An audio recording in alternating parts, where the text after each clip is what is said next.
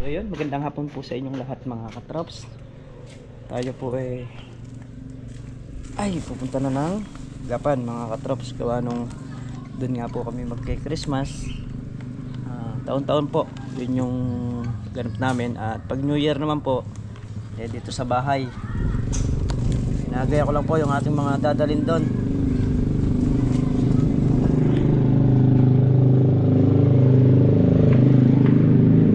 Bali yung mga bata, nauna na po sila ron mga katrops. So kaninang maaga pa po sila umalis para makapaglinis din yung bahay ng matanda. Ayan, let's go mga katrops. At Merry Christmas po sa inyong lahat. Ayan mga katrops, bali paalis na kami. Pasko doon kami, bagong taon dito naman sa bahay. Ayan, let's go mga katrops.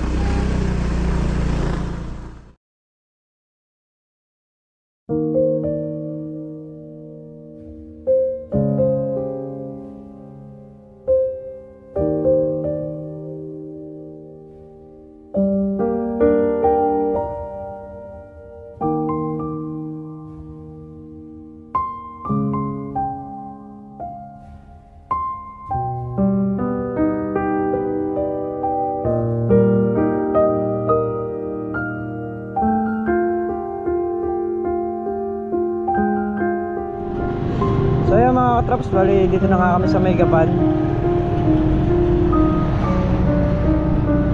Napaka-traffic. Maraming naglipa ng sasakyan.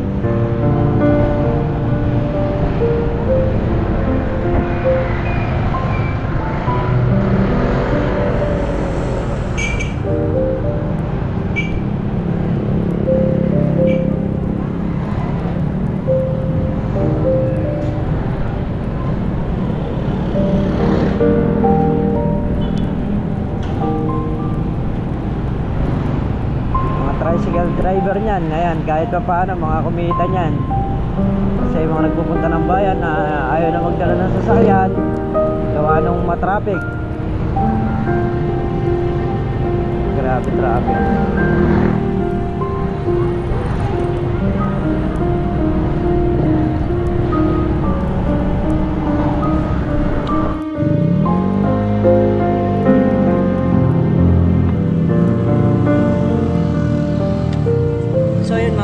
Bali bumili lang ng konting grocery si Mrs. Katrops para nga sa bahay. So meron na rin nabiling rito, yung mga ihaw na liempo. So mag-ihaw tayo kahit konti lang, tapos konting salusal ng mga Katrops, hindi naman ganun kaan, basta importante lang ngayong Christmas is kasama natin yung mga pamilya ni Mrs. Tapos New Year yun naman sa atin. Ayan. Dito na kami sa may grocery sa may Gapan. Ayan mga katrops, ito yung pagpapatuloy yung ating vlog. Kahapon nakalimutan ko yung battery ko so hindi tayo nakakuha ng vlog ng kasiyahan, pero ayos lang yun.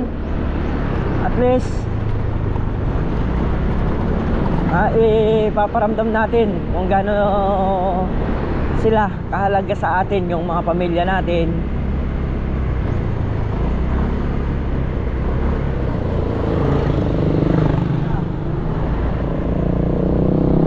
At hindi naman lahat sa vlog nakikita kaya nga paano ka magpasaya ng pamilya. Para sa akin pagod man, pero ayos, masaya. Kaya ayan, ngayong buwan nga po palusong na tayo.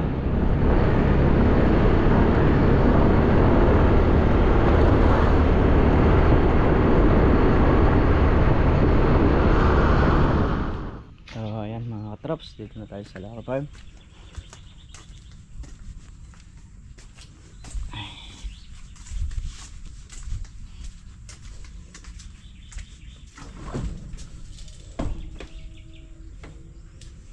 Dito na rin sila.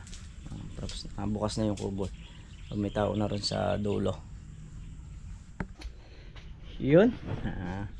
Bago natin magpatuloy ang video ito, happy birthday muna po kay Tita Loida Castro. Ayan, happy birthday po sa inyo.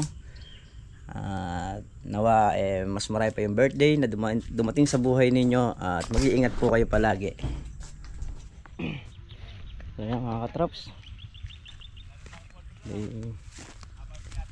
tingnan natin yung makina kung may diesel para makapagpatubig tayo ng kalamansi sa kanong kamatis. Yung si Chong dito.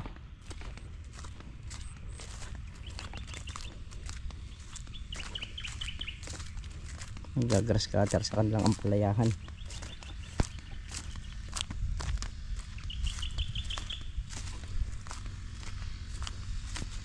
Gardel nagpapatubig doon sa mais. Galing palang pinatubigan ito mga traps, kaya tayo naman yung magpapatubig doon sa kabila.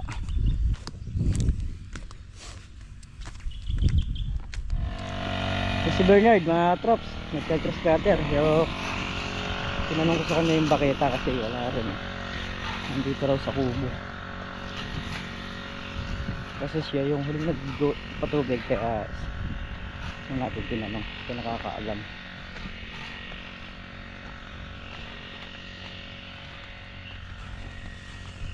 Kaya naman ihaharap natin ulit yung hose doon sa gitna para makapagpatubig tayo.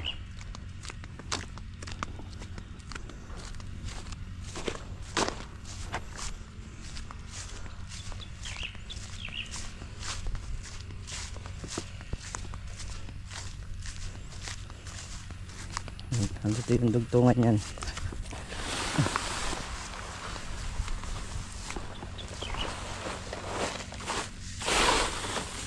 Nakatali ng lambre.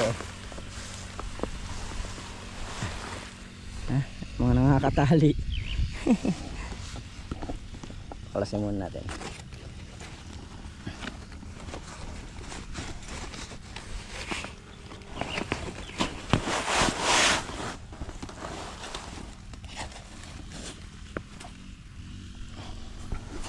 Kailangan kasi yung mga alambre is ingatan din natin kung saan mapupunta, kasi ano to delikado.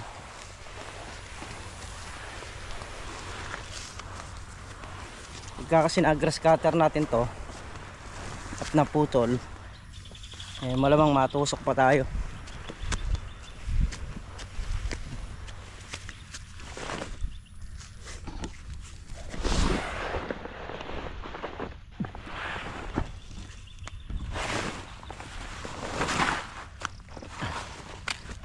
Dito ng pararaanan para patag yung pagdudugpo natin.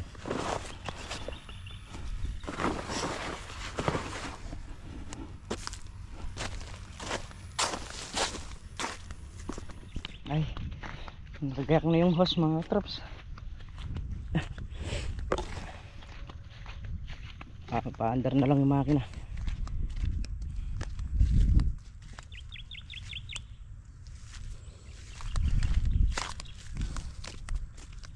Kakapin muna tayo sa kubo para karoon ng lakas sa pagpapaandar ng makina. Medyo mahirap din bumabaketa kasi nga pagka nabitawan mo yun malamang timing din kasi yung pagpapaandar.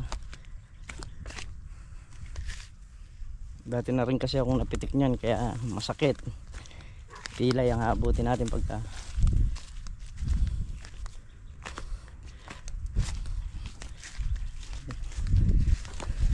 dito na rin si paring Carlo. Soga na rin siya ng kambing. So yan mga katraps, bali bukas na rin pagpapatuloy ni paring Carlo yung pagpapatubig sa dulo.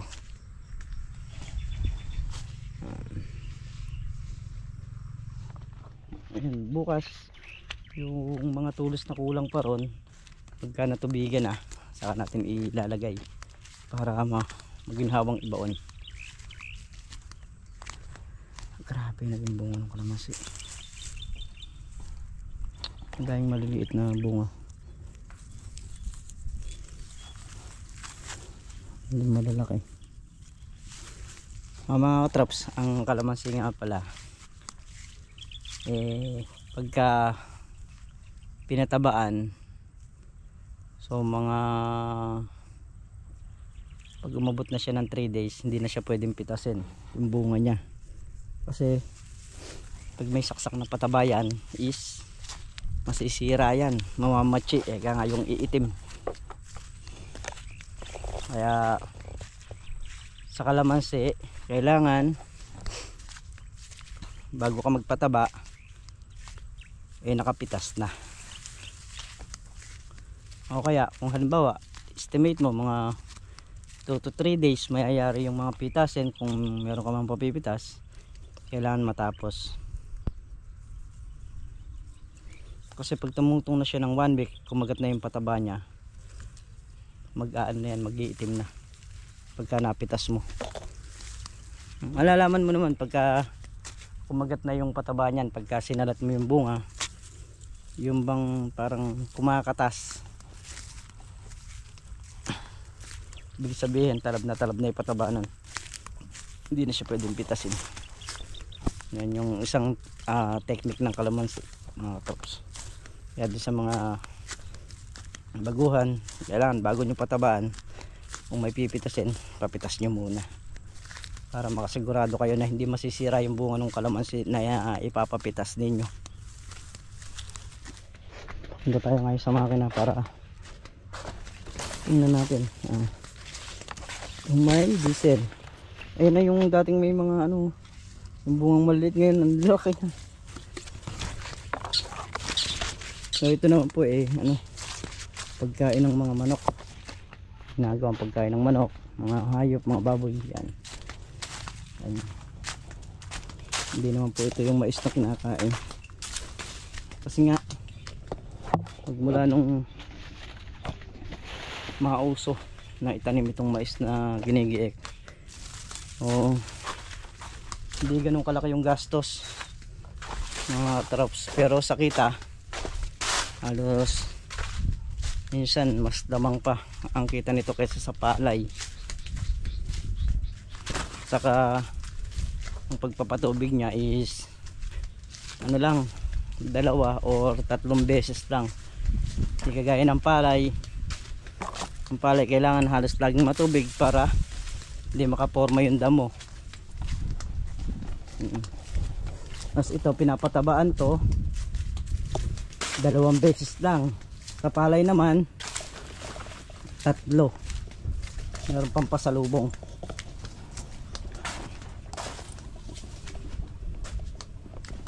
Yun, mandar na yung makina. Ito naman tayo doon. Bukas daw si paring Carlo magpapatuloy nito kasi meron silang reunion ngayon. Kaya si paring Carlo wala rito ngayong araw. Yan. Dito tayo. Unahin natin tong isang block.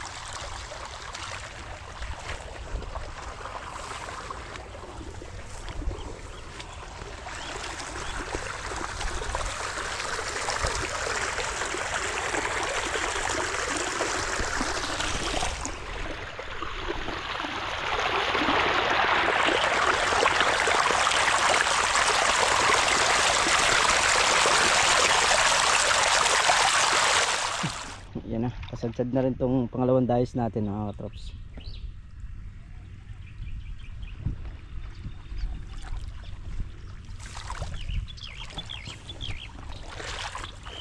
Pagka gagawa tayo ng kalaykay para mga i-release natin yung mga damong ginras cutter natin sa kalamansi, kagaya ng mga to.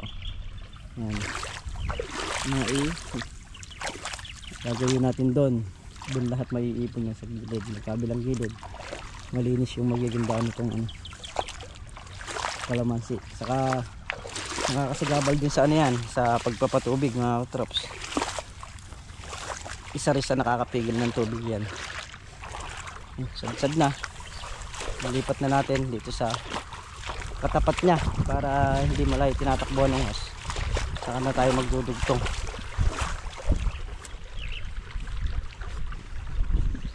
Diyan na yung mga tagas ng hose, pumapasok na rin sa mga dayos. Kagaya na rin isa na area. So, dito lang, hanggang dito pa lang kasi yung hose natin, hindi pa sumadsyad doon. Ayan, dito muna tayo, mamaya tayo magdudugtong.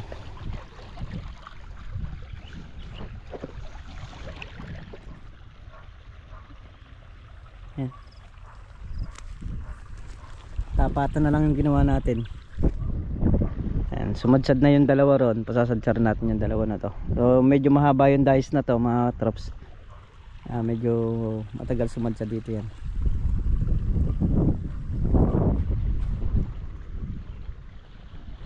Yung mga kamatis, ayun na oh.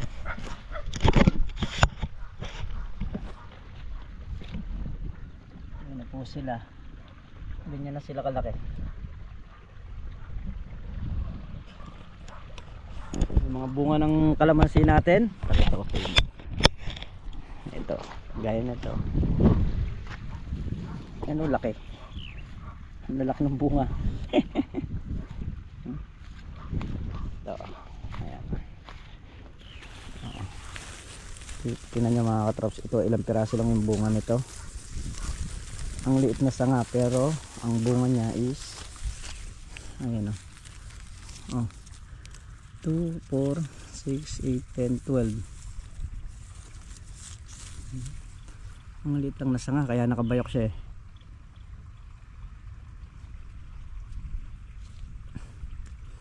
Ito ganito style, kulang sa tubig yan mga katrops. So ito lalaki pa to, pagka kagaya niya napatubigan, maglalakihan pa yan.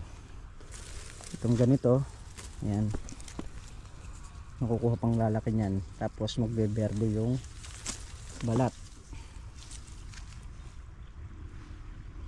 Meron siyang ano, pulbos na tinatawag. Na, nilipat na natin.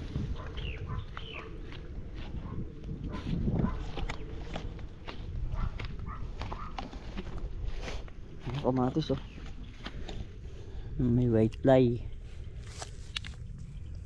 Ayan, meron siyang white fly, kailangan ito na spray. Yun, lumilipat na yan. Pag napatubigan yan, tapos i-sprayin, pakat lahat sa lupa yan, yung mga white fly.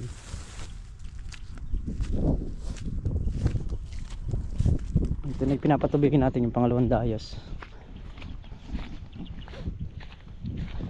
Tumawag sa akin yung ano, yung pinaka president ng Eagles. So sasalidahin ko sandali dito sa may Santa Rita para mapag-usapan kung ano yung mga ihahanda para bukas.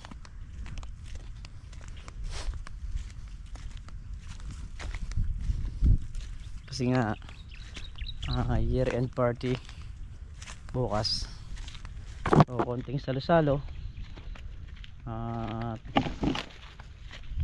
siguro doon na rin pag-uusapan yung mga bagay na susunod na year.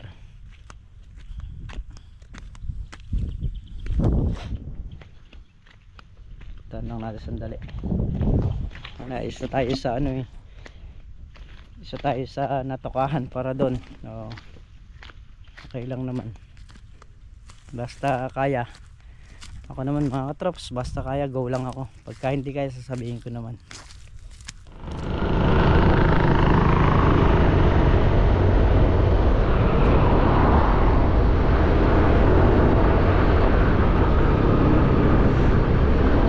Papunta na tayo kala Kuya Pres Amang. Ayan.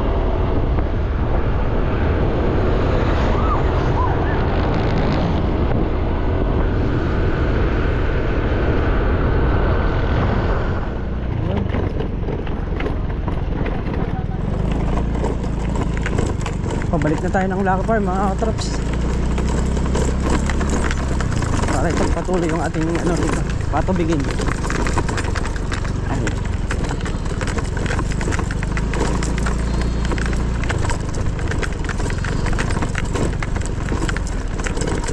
umaambon-ambon pa.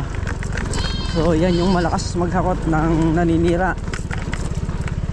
Malakas sumakot yan. Ang ibibigay sa halaman yan, uod. Mas maganda pang malakas yung ulan kaysa ganyan.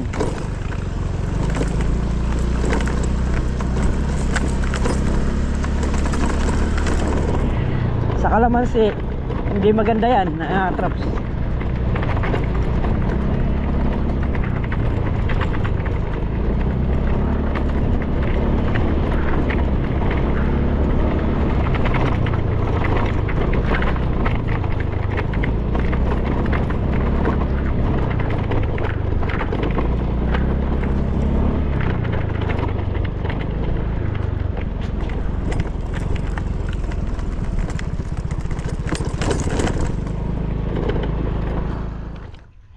Traps, check natin yung ating pinapatubigan.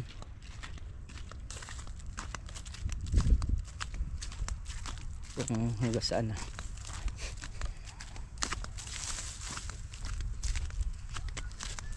Yun o. Gaya mong papaitan. Magpakulo ka ng tubig. Dilipat ko lang to. Lipat muna natin tubig.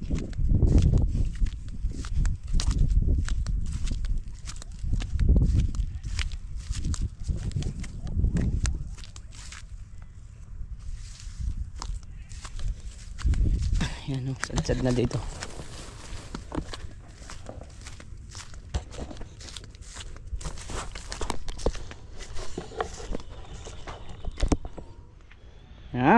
Katraps, mukhang makakamenos. Yung ambong kanina nilalakas-lakas ng konti. O sana ilakas pa para makatipid sa lahat ng gulay. At menos trabaho, hindi na magpapatubig. Dahil yung baboy kasi, pagka naglalande, hinawakan mo sa may parting balakang yan, is hindi siya iingit o hindi siya mag-iingay. Pagka naman hindi siya naglalande, pag oras na hawakan mo yung likuran niya, mag-iingay. So, patesting natin kay Harvey. Harvey, testing. Hindi, hindi, ano mo lang, didiin mo lang yung likod. Kung kasi pre, yung baboy pre, parang pag-ibig lang yun pre. Paano? Bakit mo papalakihin pre kung tatapusin mo lang din naman? Ay, umuhugat. Aray. Bibiyasa Hindi pre, pero totoo yun. Yung halimbawa yung baboy. So, ganito. Pakita ko lang sa'yo. Hawakan ko para matry mo. Hindi naman, iba naman iniisip mo eh. Ganito lang oh. Gaya ng baboy na to. Pre, to. Para malaman mo kung naglalandi yung baboy, hawakan mo sa may likuran na yun oh. Tapos? Pagka hindi umingay, naglalandi. Pero pag sinarat mo sa likod, umingay, naglalandi. Ay, ano, tawag nito? Hindi naglalandi. Sige, hawakan ko. Sige, testing mo. May camera. Sige. Yan ba? Hindi ko pa hinahawakan, ayaw na.